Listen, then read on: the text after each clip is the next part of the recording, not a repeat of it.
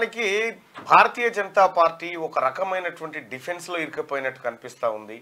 కాంగ్రెస్ వేసినటువంటి పాచికలో ఏది రాజ్యాంగాన్ని రద్దు చేయబోతుంది, రిజర్వేషన్లు రద్దు కాబోతున్నాయి అనేటువంటి ఒక ఎన్నికల అస్త్రంగా కాంగ్రెస్ పార్టీ వదిలిన దాంట్లో బీజేపీ చిక్కుకున్నట్టుగా కనిపిస్తూ ఉంది. అందుకే బీజేపీ నేతలు పదే పదే ఆ స్టేట్మెంట్ల పైన వివరణ ఇచ్చుకునే ప్రయత్నం చేస్తూ ఉన్నారు.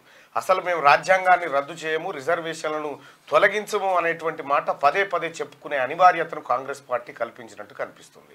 ఇక ప్రస్తుతం ఉన్నటువంటి పరిస్థితుల్లో భారతీయ జనతా పార్టీ కొంత అగ్రెసివ్గానే ముందుకు పోతున్నప్పటికీ పూర్తి స్థాయిలో మరి విజయాన్ని అందుకుంటుందా లేదా అనేది మాత్రం చాలా విశ్లేషకులు కష్టంగా మాట్లాడుతూ ఉన్నారు. విషయం ఏంటంటే ఇటీవల కాలంలో ఇండియా కూటమి బాగా పుంజుకోవడం, ఇండియా కూటమికి కొంచెం పాజిటివ్ వైబ్రేషన్స్ రావడం, ఈ అబ్కీ బార్ 400 పవర్ అనే దానికి రాజ్యాంగానికి రద్దుకు లింక్ ఏర్పడడం, ఇటువంటి అంశాలు కీలకంగా మారిపోయినాయి దేశ రాజకీయాల్లో. సో మరి నరేంద్ర మోడీ ప్రభుత్వం మళ్ళీ రెన్యువల్ అవుతుందా లేదంటే ఇదే చివరిదా చూడాల్సినటువంటి అవసరం ఉంది. అయితే ఈ రిజర్వేషన్ల పంచాయతీ ఏంది, అసలు ఈ రిజర్వేషన్ల గొడవ ఎక్కడి నుంచి స్టార్ట్ అయింది, ఎందుకు స్టార్ట్ అయింది, అసలు రిజర్వేషన్ల కథ ఏంది, ఇది మొదటగా ఒకసారి చూద్దాం. మార్నింగ్ న్యూస్ చూస్తున్నటువంటి మిత్రులారా లైక్ బటన్ని క్లిక్ చేయాల్సిందిగా మీ అందరం రిక్వెస్ట్, లైక్ చేయండి, షేర్ చేయండి.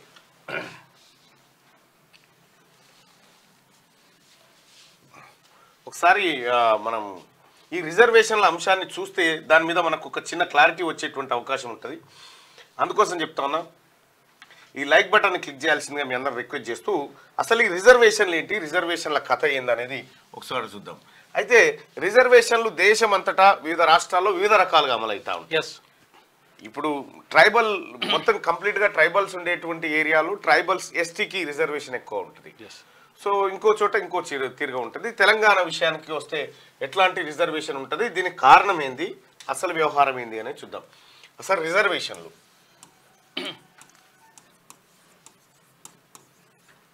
ఈ రిజర్వేషన్లు అనేది ఏంది అని అంటే రిజర్వ్ చేయడం, అంటే టికెట్ రిజర్వ్ చేసుకోవడము, అంటే తనకు ఒక వ్యక్తికి లేదంటే ఒక వ్యవస్థకు దాన్ని రిజర్వ్ చేసి పెట్టడం, ఖర్చిపేయడం అన్నట్టు బస్సులలో ఖర్చిపేస్తాం కదా, ఇది నా సీటు అన్నట్టు ఆ రిజర్వేషన్ అనేది. మొత్తం భారతదేశంలో ఉన్నటువంటి రిజర్వేషన్ల వివరాలను కనుక ఒకసారి పరిశీలిస్తే 100% ఉంటే అందులో 7.5% అంటే మన తెలంగాణ విషయానికి వస్తే ఎస్టీలకు 15% ఎస్సీలకు 27% బీసీలకు. ఇది మొన్నటి వరకు ఉన్నటువంటి రిజర్వేషన్. ఈ ఎస్సీ ఎస్టీలకు సంబంధించినటువంటి రిజర్వేషన్కు సంబంధించి ఇది అంబేద్కర్ రాజ్యాంగ రచనా కాలంలో జరిగినటువంటి కార్యక్రమం. ఈ బీసీలకు 27% మాత్రం 1980 దశకం అప్పుడు వచ్చింది. ఇది ఏది బీసీల రిజర్వేషన్.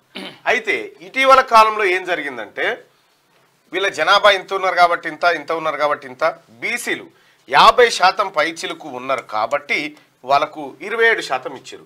మరి బీసీలకు ఎందుకు తక్కువ ఇచ్చారనంటే సుప్రీంకోర్టు ఏం చెప్తా ఉందంటే రిజర్వేషన్ల సంఖ్య 100% ఉంటే 50% మించకూడదు అనేది ఒక తీర్పు ఇచ్చింది. ఇంత ముందుకుండే. అయితే ఇప్పుడు ఏమైందంటే ఈ 27% రిజర్వేషన్ అట్లే ఉండగా ప్రస్తుతం మొన్నటి కాలంలో అంటే అప్పర్ క్యాస్ట్లలో అంటే పెద్ద కులాలలో ఉండి వెనకబడ్డ వాళ్ళ కోసం 10% రిజర్వేషన్ అని తీసుకొచ్చారు. దాన్ని ఈడబ్ల్యూఎస్ అంటారు. 10% రిజర్వేషన్ అని తీసుకొచ్చారు. దీంతో ఏమైంది, సుప్రీంకోర్టు 50% మార్కు దాటిపోయింది, 60 అయిపోయింది. సో దీన్ని చట్టం చేసి తీసుకొచ్చారు. అయితే ఇప్పుడు ఈ రిజర్వేషన్ల చుట్టూ తిరుగుతూ ఉంది. దీనివల్ల ఏమేమి అవకాశాలు ఉంటాయనంటే ఫస్ట్ ఈ రిజర్వేషన్ల కథ ఏంటంటే సాహు మహారాజ్ కొల్లాపూర్ సంస్థానాన్ని పరిపాలిస్తున్నటువంటి అప్పట్లో 1900 సంవత్సరంలో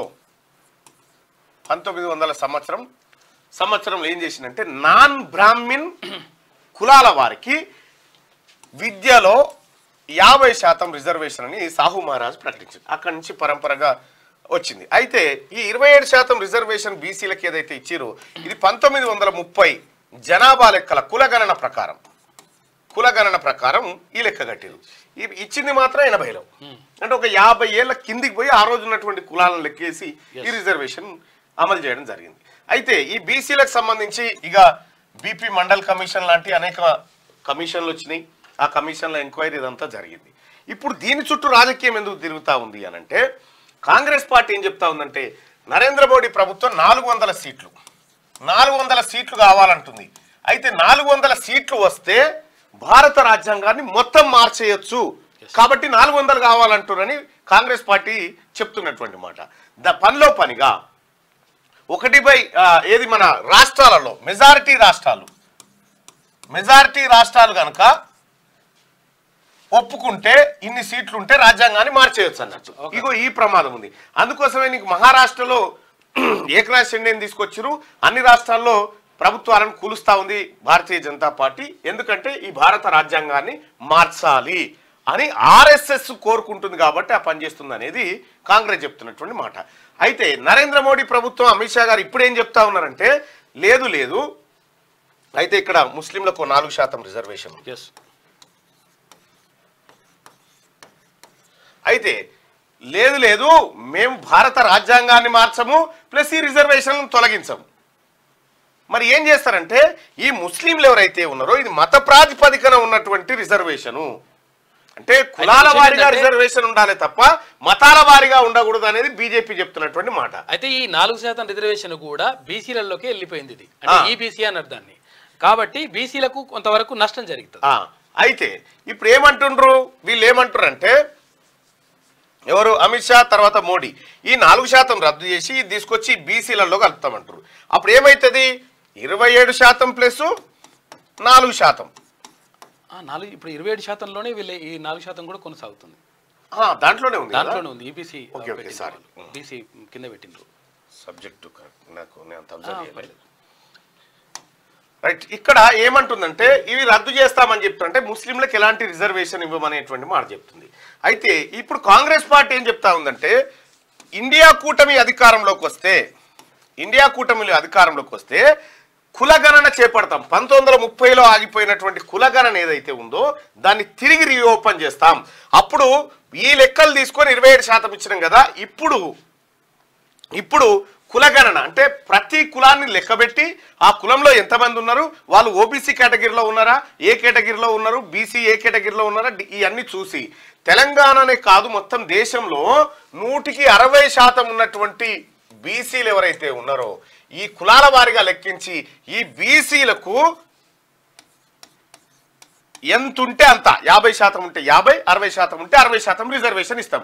ఎట్లాగో ఇక్కడ ఎత్తేసిరు కాబట్టి, ఈ పరిధి ఎత్తేసిరు కాబట్టి మీరెంతుంటే మీకు అంత రిజర్వేషన్ అనేటువంటి వాదన ఇండియా కూటమి తీసుకొచ్చింది. అయితే ఇప్పుడు ఎన్డీఏ కూటమి ఏమంటుంది, ఈ 27ను ఇట్లే చేస్తాం, ముస్లింలకు కట్ చేస్తాం, ముస్లింల రిజర్వేషన్ కట్ చేస్తాం అనేటువంటి మాట చెప్పింది. అయితే ఇక్కడ ఏమైంది, ఇది బలంగా ప్రజల్లోకి వెళ్ళిపోయింది. ఎక్కువ రిజర్వేషన్ దొరుకుతున్నటువంటి సందర్భంలో బలంగా ప్రజల్లోకి వెళ్ళిపోవడంతో ఇప్పుడు అనివార్యంగా భారతీయ జనతా పార్టీ ఇక్కడ డిఫెన్స్ లో పడ్డది. ఈ 27% రిజర్వేషన్ జోలికి అసలు ఈ రిజర్వేషన్ల పంచాయతీ ఎక్కడ లేసింది ఏం కథ అంటే కాంగ్రెస్ పార్టీ ఈ అంశాన్ని లేవనెత్తింది. ముఖ్యంగా రేవంత్ రెడ్డి గారు ఈ అంశాన్ని బయట తీసుకొచ్చినారు. సో రాజ్యాంగం రద్దు అయితే రిజర్వేషన్లు రద్దు అన్నట్టు మాట చెప్పాలంటే, హక్కులు రద్దు అన్నట్టు. అప్పుడు వాళ్ళు ఏది కావాలంటే అది పెట్టుకోవచ్చు. ఈ పంచాయతీ నడుస్తూ ఉంది. అయితే దేశంలో మొత్తంలో 50% దాటొద్దు రిజర్వేషన్లు అని రూల్ ఉన్నప్పటికీ తమిళనాడులో 69% రిజర్వేషన్ కొనసాగుతుంది. దాన్ని తీసుకుపోయి ఓ షెడ్యూల్లో పెట్టినారు, ప్రత్యేక షెడ్యూల్లో పెట్టేసి తమిళనాడులో కొనసాగుతుంది. రైట్. అది